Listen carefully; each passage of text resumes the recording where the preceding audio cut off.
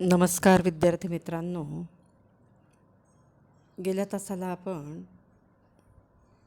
अवकाळी पावसाच्या दरम्यानची गोष्ट या कादंबरीची प्रस्तावना बघितली.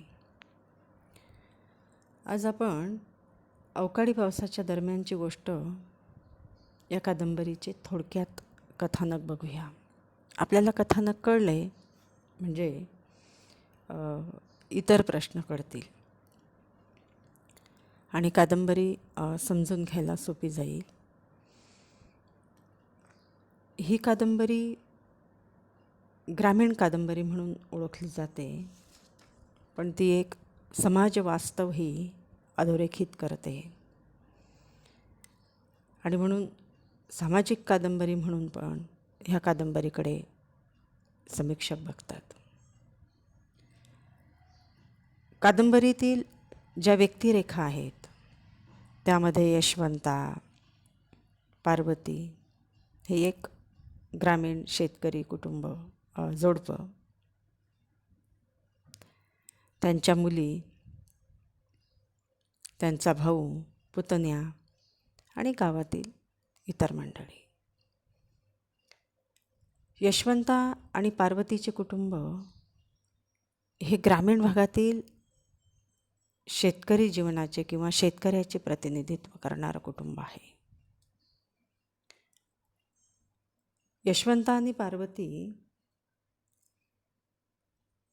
आत्महत्या करणाऱ्या शोषित पीडित अशा या व्यवस्थेने देशोधडीला लावलेल्या शेतकऱ्यांचे प्रतिनिधित्व करणारे पात्र आहेत.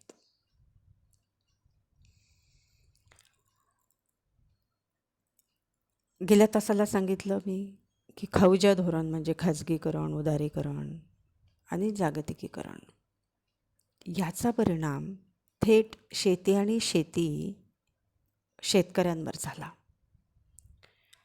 मग त्यामध्ये पतसंस्था आहेत, खाजगी सावकार आहेत, त्यांच्या कर्जामध्ये हा पिचलेला शेतकरी आहे आणि या शेतकऱ्याचं जीवन आहे. हे प्रस्तावनेमध्ये आपण बघितलं. या पतसंस्था आणि सावकाराच्या कर्जामध्ये हा पिचलेला यशवंता प्रारंभी कादंबरीचा नायक वाटतो, पण उत्तरोत्तर कादंबरी नायिका प्रधान होताना दिसते. यातली पार्वती दुःखाशी, संकटाशी लढा देणारी अशी वाटते, पण तिची मुलगी उषा, थोरली उषा, तिघं मुली उषा, आशा आणि नकोशी, त्यातली ही थोरली उषा ही नायिका ही आपल्याला या कादंबरीचे प्रमुख व्यक्तिरेखा म्हणून समोर येते. आईवडिलांच्या आत्महत्येनंतर बहिणीची जबाबदारी उचलणारी उषा इथे केंद्रस्थानी म्हणून येते आणि म्हणून सगळं उद्ध्वस्त झालेलं असताना, शेत उद्ध्वस्त झालेलं असताना, सामाजिक पत उद्ध्वस्त झालेली असताना, घरामध्ये एक पैसा अडका नसताना आणि आईवडील तिथं मृत्यूशी झुंजत असतानासुद्धा ही उषा लढा देताना आपल्याला दिसते आणि म्हणून ती कादंबरीची नायिका आहे असं म्हणावं वाटतं. यशवंता आणि पार्वती या दाम्पत्याला तिघं मुली, म्हणजे मुलगा होण्याची जी वाट पाहतात आणि त्यामध्ये मुलींची संख्या वाढते, तसंच हे उषा, आशा आणि नकोशी यासाठी की नको असताना ती जन्माला आली म्हणून नाव नकोशी, आणि म्हणून ह्या मुलीच पोटी आल्याने यशवंताचा मोठा अपेक्षाभंग होतो. त्यामध्ये प्रत्येक वर्ष जे आहे ते सारखंच जातं, हाती काहीच पडत नाही, कर्जाचा डोंगर फुगत जातो. मग निसर्गनिर्मित आणि मानवनिर्मित अशी संकटे जे सगळ्या शेतकऱ्यांच्या वाट्याला येते तेच ह्या कुटुंबाच्या वाट्याला येत आहे. मात्र शेतातले तरारलेले पिकं पाहून यावर्षी मात्र यातून आपली सुटका होईल अशी आशा त्या नवरा बायकोला वाटते आणि ती आशा वाटत असतानाच काही स्वप्नही ते बघायला लागतात. बोकड विकून संसाराला हातभार लावण्याची स्वप्ने ते बघतात. मात्र बांडे कुत्र्याचं नाव बोकडाचे लचके तोडते आणि तशातच अवेळी पाऊस येतो आणि हातात आलेलं पीकही नाहीसं होते.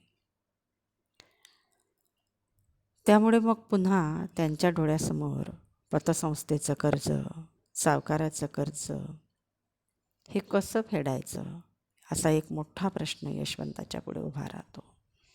आणि त्यातूनच या कादंबरीमध्ये सगळं कथानक घडतं. या कादंबरीतला ताण वाढत जातो आणि तो इतका वाढतो की यशवंत आपल्या पत्नीसह विष पिऊन आत्महत्या करतो.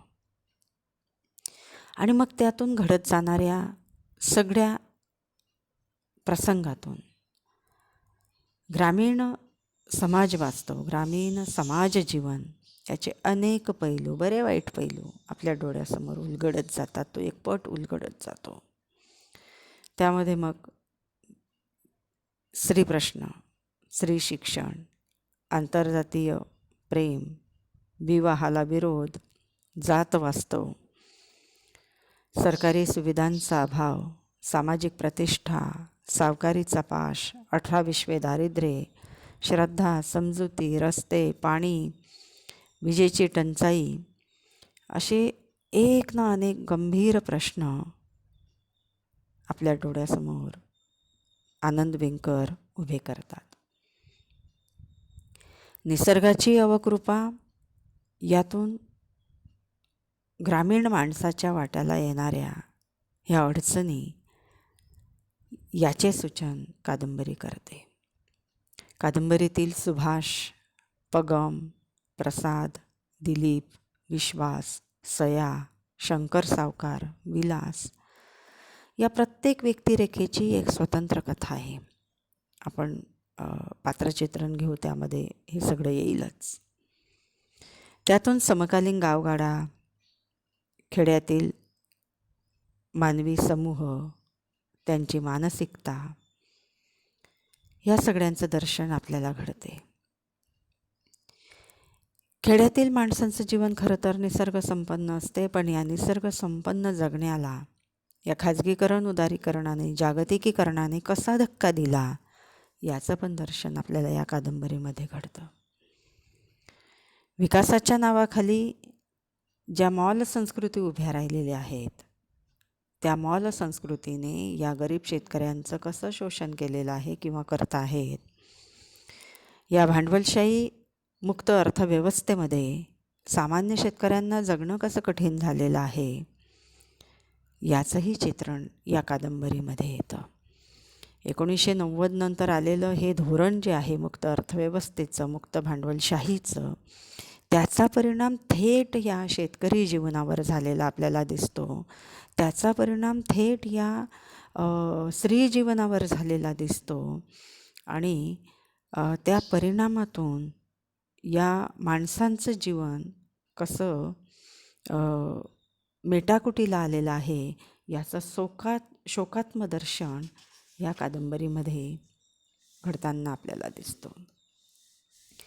पण शोकात्म दर्शन संपूर्ण कादंबरीभर घडत असलं तरी एक कादंबरीच्या शेवटी एक आशावाद उषाच्या निमित्ताने यामध्ये प्रतीत होताना आपल्याला दिसतो. आनंद विंकरांची ही कादंबरी खूप गाजलेली कादंबरी आहे. ही कादंबरी ग्रामीण जीवनातील वास्तवावर प्रकाश टाकते. यामध्ये प्रामुख्याने शेतकऱ्यांचे प्रश्न मांडलेले आहेत. शेतकऱ्यांचे जीवन निसर्गावर अवलंबून असते. अकस्मात काही घडले तर हातातोंडाशी आलेला घास हिरावून घेतला जातो. आपण नेहमीच बघतो की आलेली पिकं आकस्मिक आलेल्या पावसाने कशी नष्ट होतात आणि त्याची कशी माती होते हे आपण नेहमीच बघतो, प्रत्येक वर्षी बघतो. आणि मग असं पीक गेल्यानंतर या कुटुंबाची अवस्था काय होते ती यशवंत आणि पार्वती या दोघं पती पत्नीच्या त्या प्रातिनिधिक चित्रणामधून लेखकाने आपल्यासमोर उभी केलेली आहे. निसर्गाच्या पुढे हतबल झालेला हा माणूस जो आहे तर हा चिवटपणे या निसर्गाला आणि या सगळ्या संकटांना म्हणजे अस्मानी आणि सुलतानी या दोन्ही संकटांना चिवटपणे तोंड देताना आपल्याला दिसतो. पण एक वेळ अशी येते की त्याच्यातलं त्राण संपते आणि त्राण संपल्यानंतर तो विषाचा डबा जवळ करतो. हेही वास्तव आहे. या वास्तवावर या समाज जीवनातील या एका मोठ्या अशा झळझळीत अशा वास्तवावर प्रकाश टाकण्याचं काम व्यंकरांनी इथं केलेलं आहे. भारतीय अर्थव्यवस्था, ग्रामजीवन आणि मानवी जीवन यावर ही कादंबरी प्रकाश टाकते. दैनंदिन गरजांसाठी काबाड कष्ट करूनही त्याची पूर्तता होत नाही. या विवंचनेत ग्रामजीवन असते. ग्रामीण भागातील मुले शहरात नोकरी व्यवसाय करू लागतात. आपल्या तुटपुंज्या पगारामध्ये घर चालवताना त्यांचीसुद्धा कसोटीच असते. यशवंताचा भाऊ विलास अशा ह्या नोकरी करणाऱ्या तुटपुंज्या पगारामध्ये आपलं घर चालवणाऱ्या या खेड्यातील मुलाचे प्रतिनिधित्व करतो. गावाकडील विविध गरजांसाठी, शेतीच्या गरजांसाठी तो पैसे पाठवतो. पण उत्तरोत्तर त्याचं गरजा वाढत जातात आणि त्या वाढत गेल्यामुळे मग गावाकडे पैसे पाठवणं शक्य होत नाही. तरीसुद्धा शहरामध्ये नोकरी करणारी ही माणसं गाव, कुटुंब, नोकरी या सगळ्यांमध्ये असे अडकून जातात. त्यांची घालमेल होते की आपल्या गावातील आपलं कुटुंब अशा हलाखीमध्ये जगते आहे, पण त्यांचीसुद्धा तिकडं हलाखीच असते. आणि अशा घालमेल होत असलेल्या या माणसांचं प्रतिनिधित्व हा विलास करतो. आपल्या भावाची आत्महत्या तो टाळू शकत नाही. त्याच्याहीकडे फार पैसे नाही आहेत. तोही मध्यमवर्गीय शहरवासीच आहे. शेवटी त्यालाही आपल्या वागण्याची लाज वाटते. या कादंबरीमध्ये अतिशय वेगाने घटना घडत जातात आणि या वेगाने घडणाऱ्या घटनांमधूनच ही कादंबरी ग्रामीण आणि नागर समाज जीवनातील ताणतणाव व्यक्त करते. ही कादंबरी पश्चिम महाराष्ट्रातील माणदेशचा परिसर, तिथली संस्कृती, बोली, तिथल्या माणसांमधले आपसातील सहसंबंध यावर प्रकाश टाकते.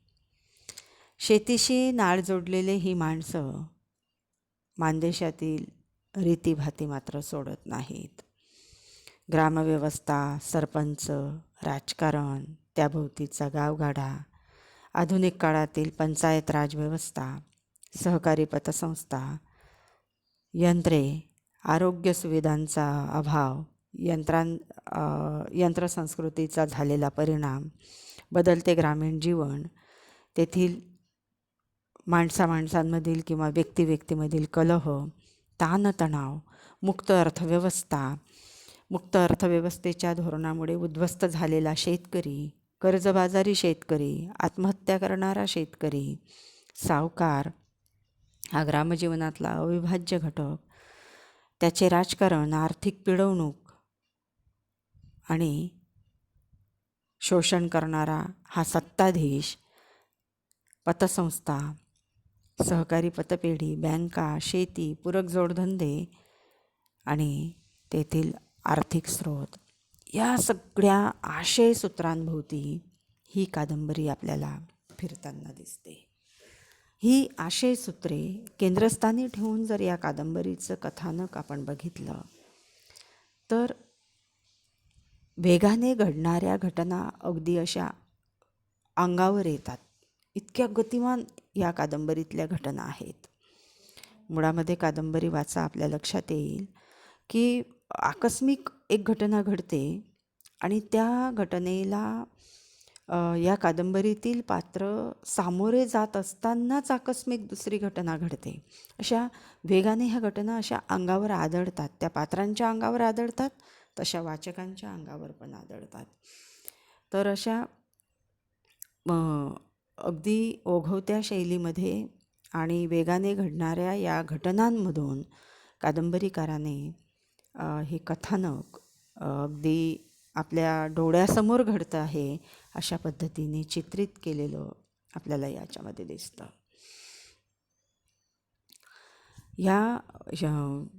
यशवंत आणि पार्वती या शेतकऱ्याची या जीवनाची शोकांतिका मांडताना यशवंत हा कादंबरीचा नायक असं वाटत असतानाच कादंबरी अशा घटना याच्यामध्ये मांडत जाते की यशवंता हा कादंबरीचा नायक न ठरता कादंबरीच्या उत्तरार्धामध्ये उषा ही नायक म्हणून उभी राहते. कादंबरीतील मुख्य पात्र यशवंता हा रात्रंदिवस काबाड कष्ट करतो. शेतामध्ये शाळू पेरतो. शाळू म्हणजे ज्वारी. पीक भरात येते, पण ऐन सुगीच्या दिवसात अवकाळी पाऊस कोसळतो. उभा असलेला शाळू जमिनीवर पडतो, कणसे भिजतात. आपण बघतोय आजूबाजूला आपल्यालाही दिसतात हे चित्र. यशवंत अर्थातच काकुळतीला येतो. आता हे कर्ज कसं फेडायचं हा प्रश्न त्याला सतावतो. काही आडाखे बांधलेले असतात त्यांनी, काही त्यांचं आर्थिक तरतूद, आर्थिक असं बजेट ज्याला म्हणतो आपण, ते त्यांनी तयार केलेलं असते आणि त्याचा डोलाराच मग कोसळतो. कादंबरीची सुरुवात ही या शाळूच्या पिकापासून होते. सुगीला नुकतीच सुरुवात झाली होती. पार्वती, यशवंता, थोरली उषा, मधली आशा, धाकटी नकोशीसुद्धा शाळू पाडण्याच्या घालमेलीत बेडग्याने हाताला फोड आले होते सर्वांच्या. पृष्ठ क्रमांक 1 हे वर्णन आलेलं आहे. आणि मग आपल्या लक्षात येतं की हे सुगीचं पीक आलेलं आहे. हे सगळं कुटुंब बघा, शेतकऱ्याचं सगळं कुटुंब हे शेतामध्ये राबते आणि तरीही त्याच्या हातामध्ये काय येते याचाही प्रत्यय आपल्याला इथे येतो. आणि शाळू पाडण्याची घालमेल त्यांची आहे आणि म्हणून सगळं कुटुंब तिथं आलेलं आहे. कारण काय की जर पाऊस वगैरे आला, निसर्गाने काही अवलक्षण दाखवलं तर हातात आलेलं पीक जाणार. आणि म्हणून एक स्वप्न घेऊन की आता जे सावकाराचं कर्ज आहे ते आपण फेडू आणि काही कपडे धपडे घेऊ, असे एक स्वप्न त्यांच्या मनामध्ये तिथं रुंजी घालत असते. आणि त्या स्वप्न साकार करण्यासाठी हे सगळं कुटुंब तिथं राबत आहे. आणि ते एक शाळू पेरल्यानंतर जे एक स्वप्न त्यांनी पाहिलेलं आहे की आता हे पीक आल्यानंतर आपण काय काय करायचं आहे, तर ते स्वप्न पूर्ण करण्यासाठी हे संपूर्ण कुटुंब तिथं राबत आहे आणि त्यांच्या हाताला फोड आलेले आहेत असं वर्णन सुरुवातीलाच, कादंबरीच्या सुरुवातीलाच इथं आलेलं आहे.